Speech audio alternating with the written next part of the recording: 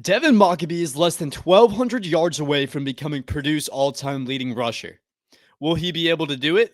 He has the system. We'll figure it out today on Locked On Boilermakers.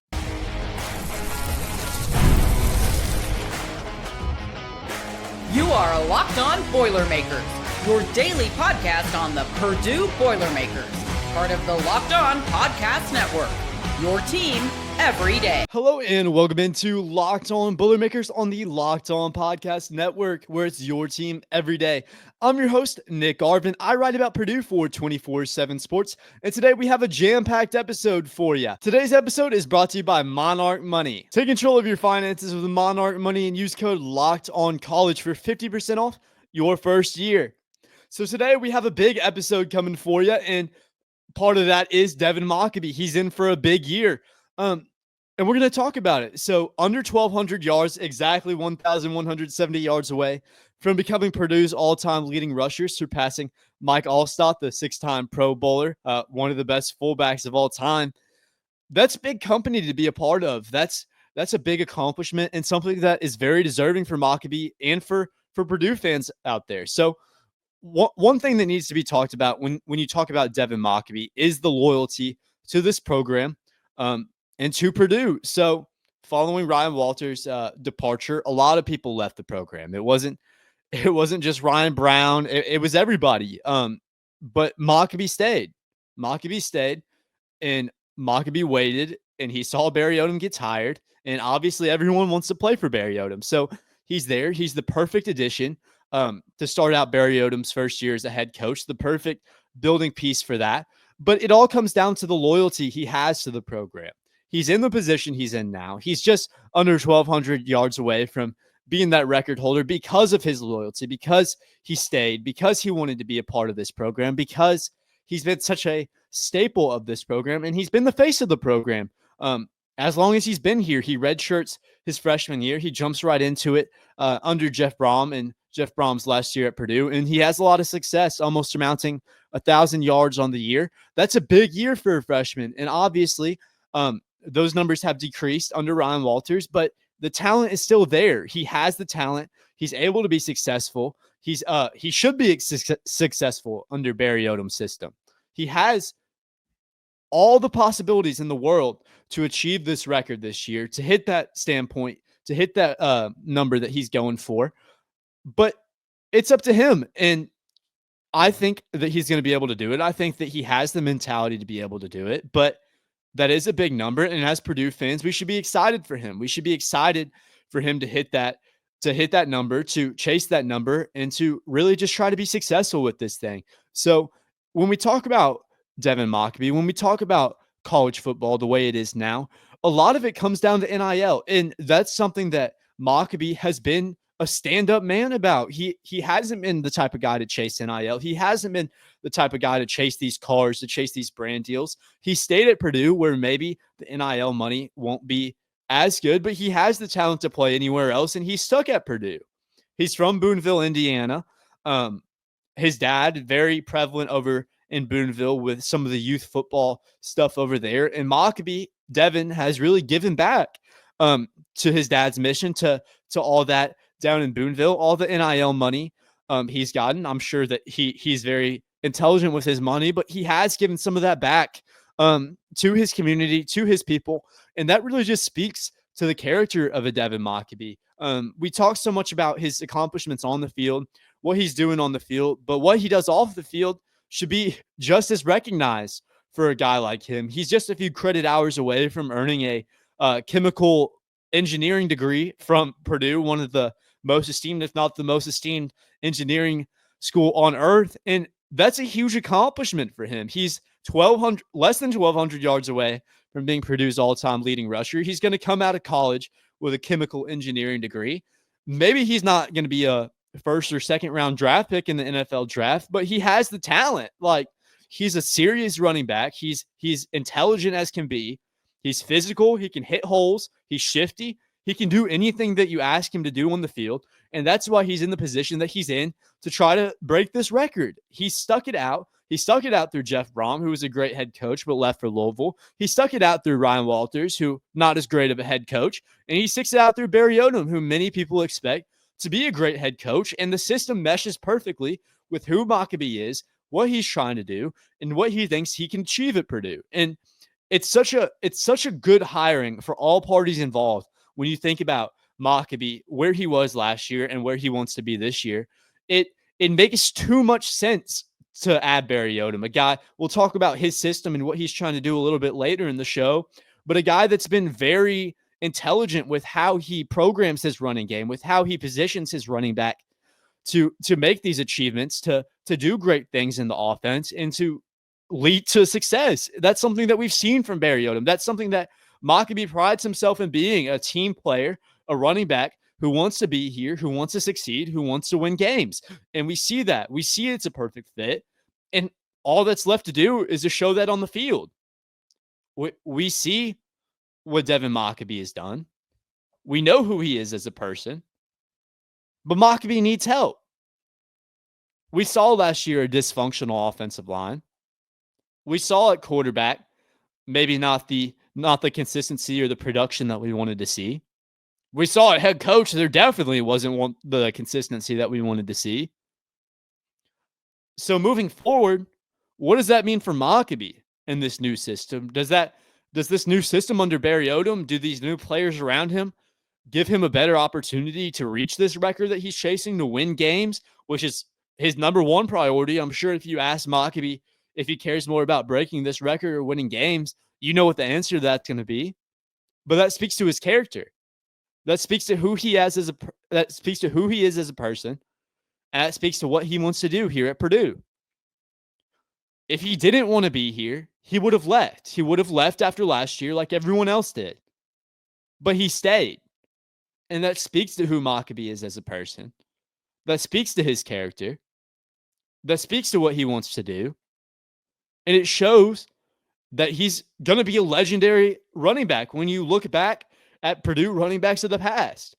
Whether he gets this record or whether he doesn't play another game, it doesn't change the fact that Mockobee has been a consistent force for Purdue and that he should be given the respect that he deserves. A lot of time this time of year, you see these top 100 lists come out from various different media platforms. Locked On did one, and not only was no Purdue player in there, but 10 or 11 running backs were on that list before Mockobee.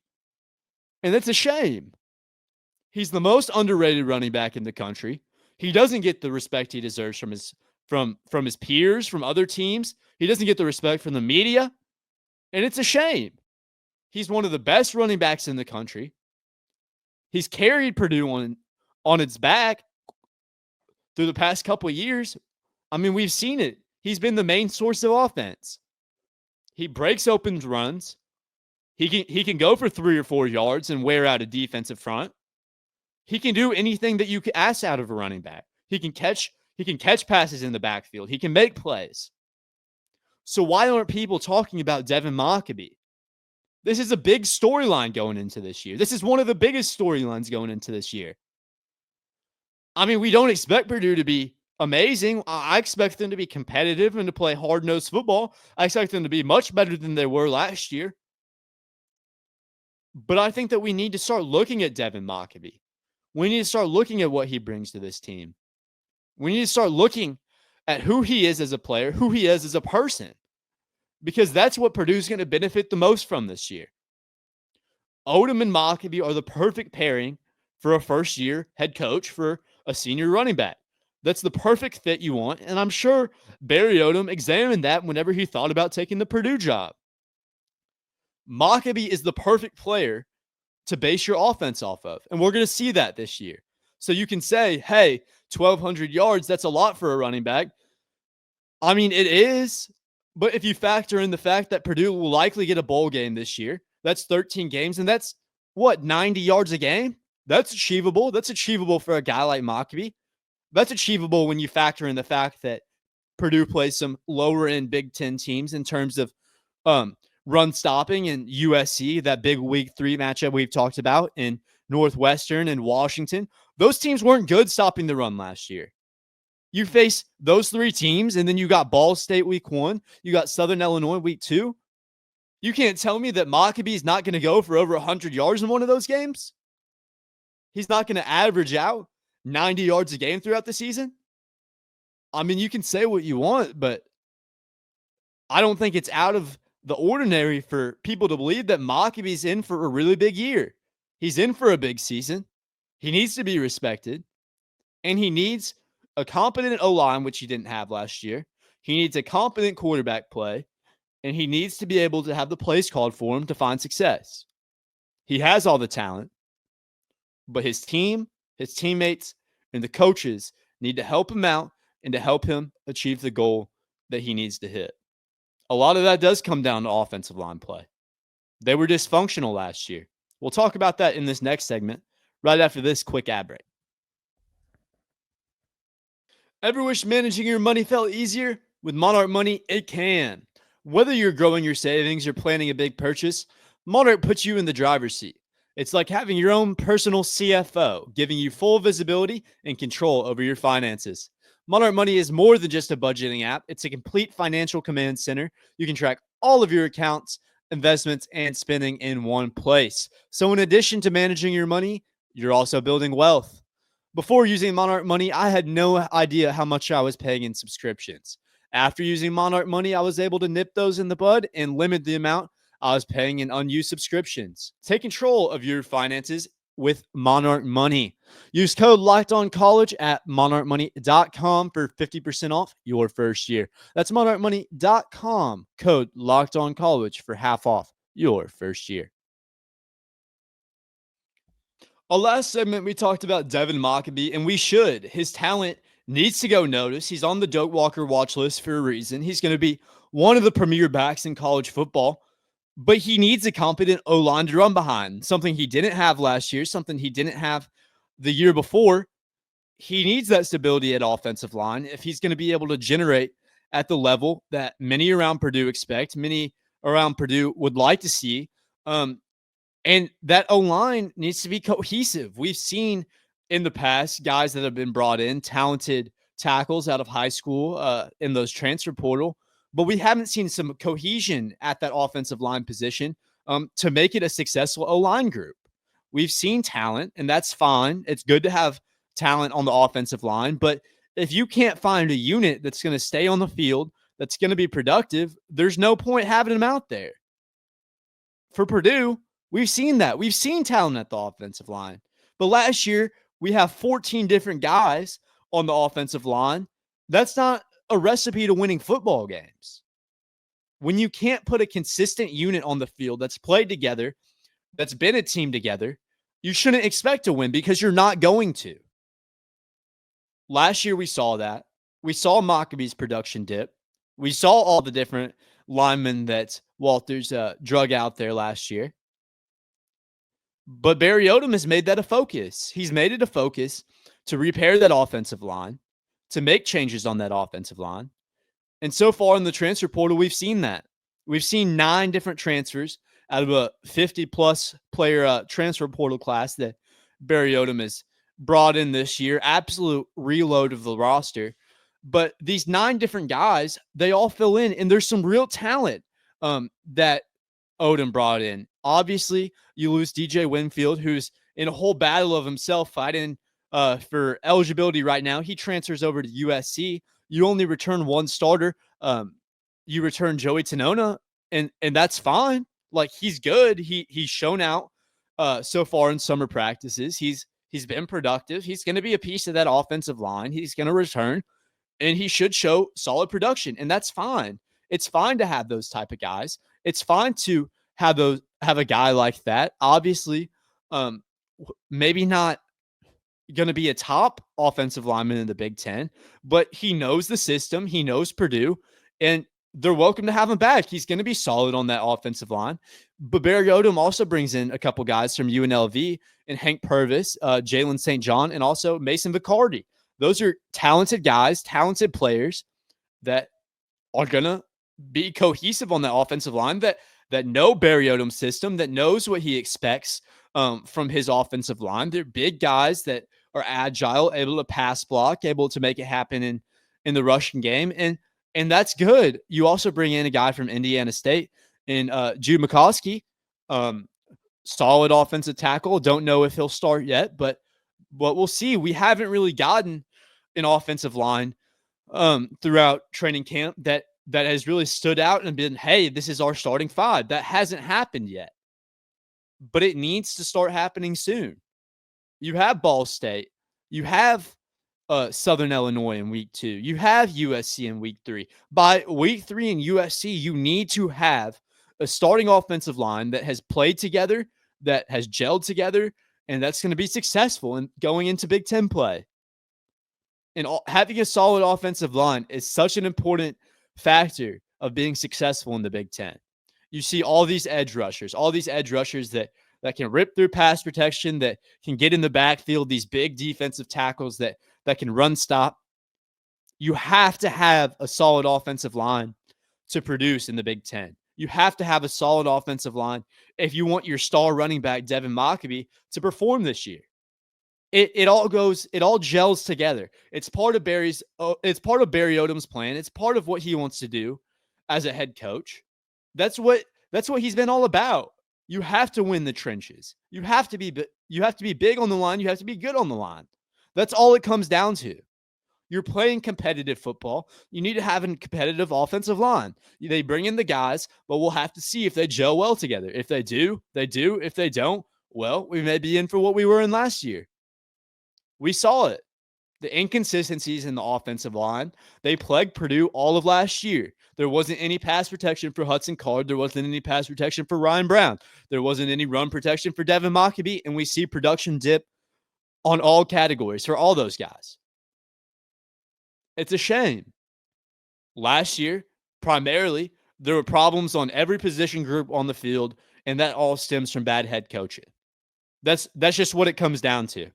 This year, you have a coach that revitalizes this program, that rebuilds this program, that creates this offensive line, that has the pieces.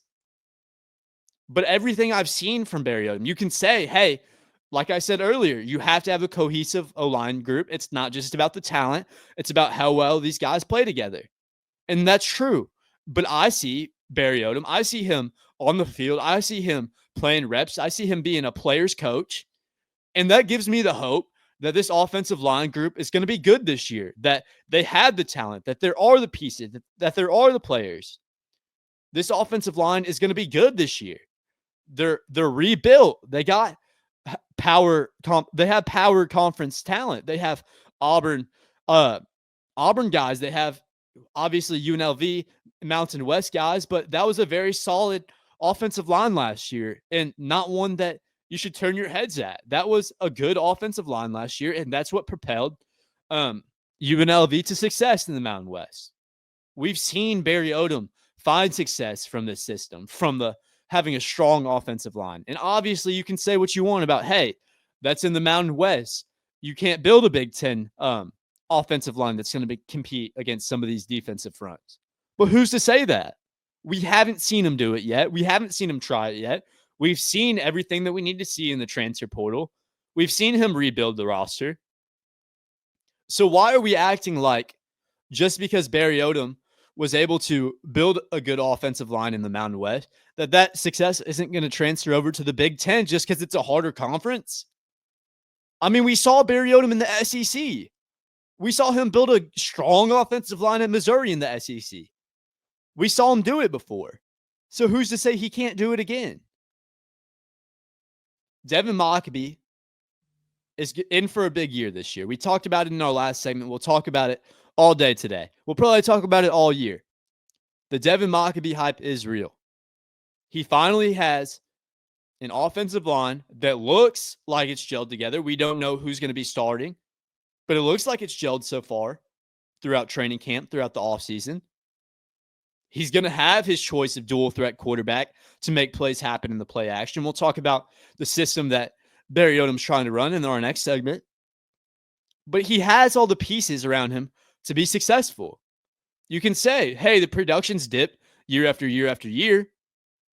but he still has shown the same talent. He just hasn't been given the opportunities that he needs in order to succeed at the level that he wants to succeed at. And that's fine. But we're in a new era now. We're in the Barry Odom era. We've seen him rebuild an O-line, something that he's very prideful about. We've seen him bring in 2 transfer quarterbacks that both have dual threat abilities. We've seen him motivate this roster. We've seen him build a functional locker room. So I have no doubts in my mind that this offensive line is going to be improved this year. Shoot, it doesn't take much to improve from the O-line that Purdue had last year. It was terrible. But they're back. They're gelled, and they have new motivation. So we should see a rebuilt O-line. How will that offensive line play into the system that Barry Odom's trying to build? We'll find out about that here on our next segment.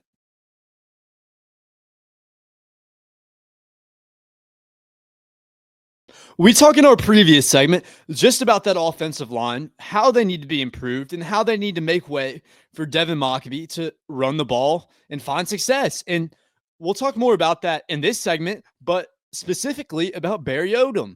They bring in the new head coach, but what is his system? What is he trying to do? And how will he propel Purdue to wins this year? So when you look at Barry Odom, his culture, what he's tried to build, whether that's at Missouri, whether that's at UNLV, he's always built a culture of hard-nosed football that survives in the trenches and has a strong running game that opens up the ability for the play action to succeed, that opens up the ability for explosive plays in the run game, and that opens up a strong offense that can keep going. Like we've seen it. We've seen it. We've seen that offense find success. We've seen his offense be very good. We saw it in the Mountain West last year. You can say, like we said, all you want about the competition in the Mountain West, but he brought UNLV, a team that had never been to back-to-back bowl games, to a ranked, like they were in the 20s in the AP poll. And that's insane. Like he completely revitalized that program.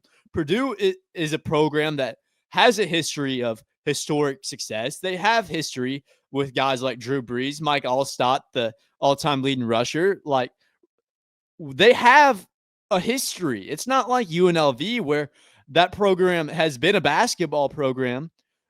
Obviously, Purdue also considers itself to be a strong basketball program, but UNLV has never had success on the football field. And whether that's in the Mountain West, whether that's in whatever conference, it doesn't change the fact that Barry Odom was able to find success installing his system over there. And I expect him to find success at Purdue, and I expect him to find success with this rebuilt offensive line. I expect him to find success with Devin Mockobee because that's the perfect fit.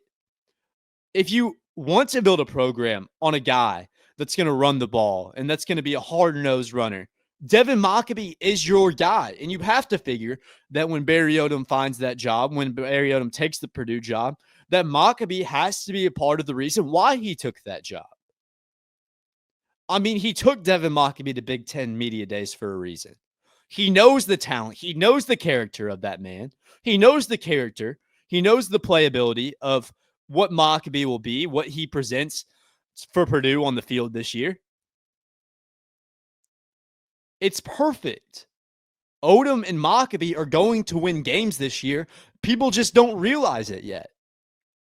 When you play teams like USC, when you play teams like Washington, teams that you would consider a good team, teams that you would consider to be real strong in the Big Ten, to be resume builders, they have some inconsistencies in the run stopping game.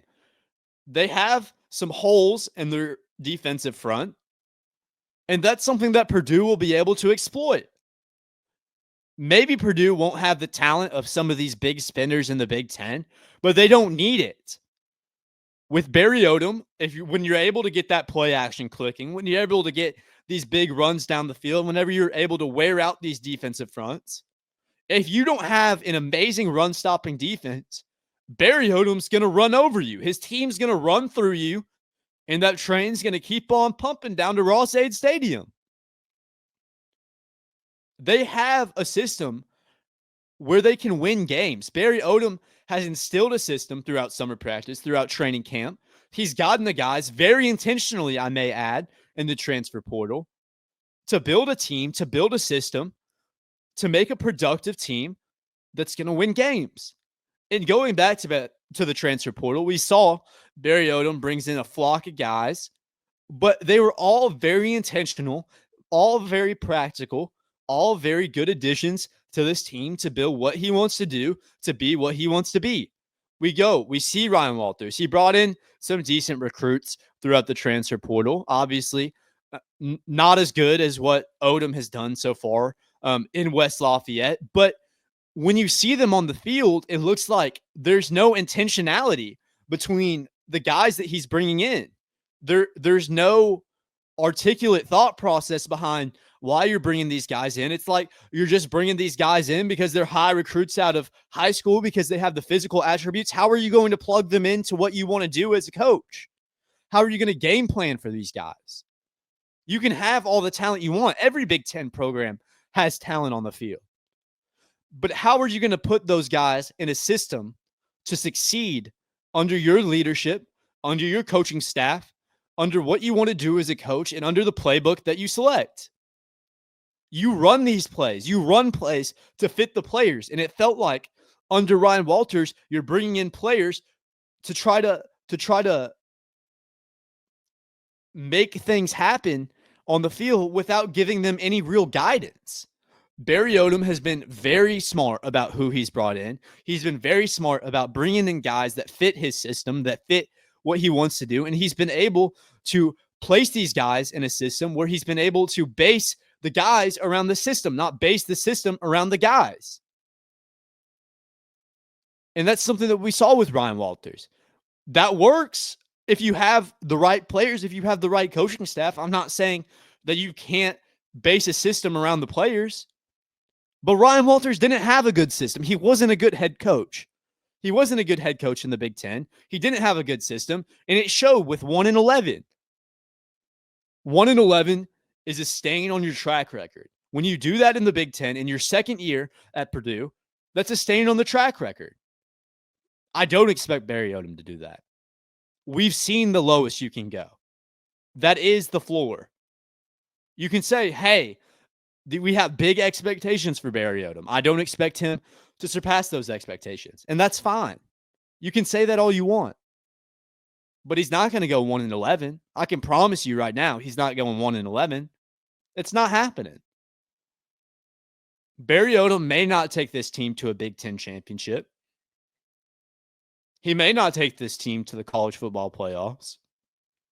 But we're going to see a competitive football team. I can guarantee you that. Barry Odom isn't a football coach that's going to lay down and let his team get run through by 50 points by Indiana like we saw last year. It's not going to happen. We're in a new era. We're in the Barry Odom era. He's put in a system to succeed, and him and Devin Mockobee are going to win games this year. We're going to see it. You talk about 3.5 games is the expectation. But we talk about it. The USCs of the world, the Northwesterns of the world, the Rutgers of the world, the Washingtons of the world. If you can't stop the run, if you can't stop what Barry Odom wants to do, if you can't stop Devin Mockobee, you're not going to win a game. Purdue's going to run through you, and they're going to control the time of possession, and they're going to control the game all the way through. That's what Barry Odom wants to do. That's where he's found success at UNLV. That's where I expect him to find success at Purdue. It's not all about talent. It's not all about spending. It's about coaching.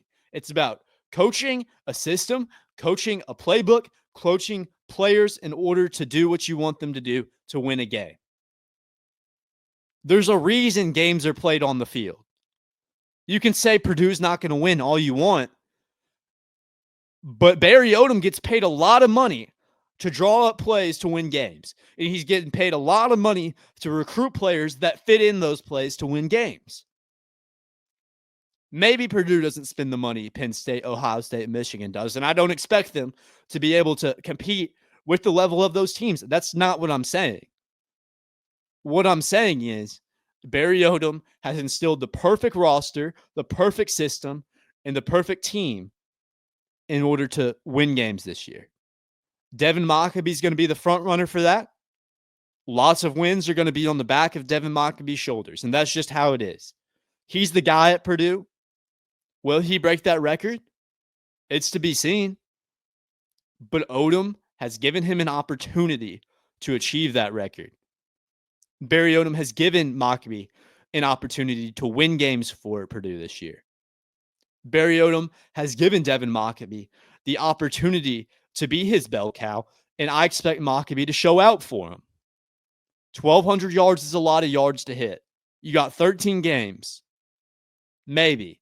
I expect us to have a bowl game. So we'll say 13 games for the sake of argument to hit that. I'm sure Mockobee cares more about winning games than he does about hitting that record. But you can have both. Barry Odom is the perfect head coach for Devin Mockobee, and Devin Mockobee is the perfect player for Barry Odom. We're going to see a lot of success with that duo this year. And tune in for Locked On Boilermakers for all the updates. That's all I got for you today, guys. Thank you for making Locked On Boilermakers your first listen today. For your second listen, check out The Portal Show. Brian Smith has the latest rumors, portal entries, and signings. Be the most informed fan on the rapid changes to the college football landscape. Find The Portal on YouTube or whatever you listen to podcasts. Thank you guys for joining me once again this morning. And as always, boiler up, hammer down.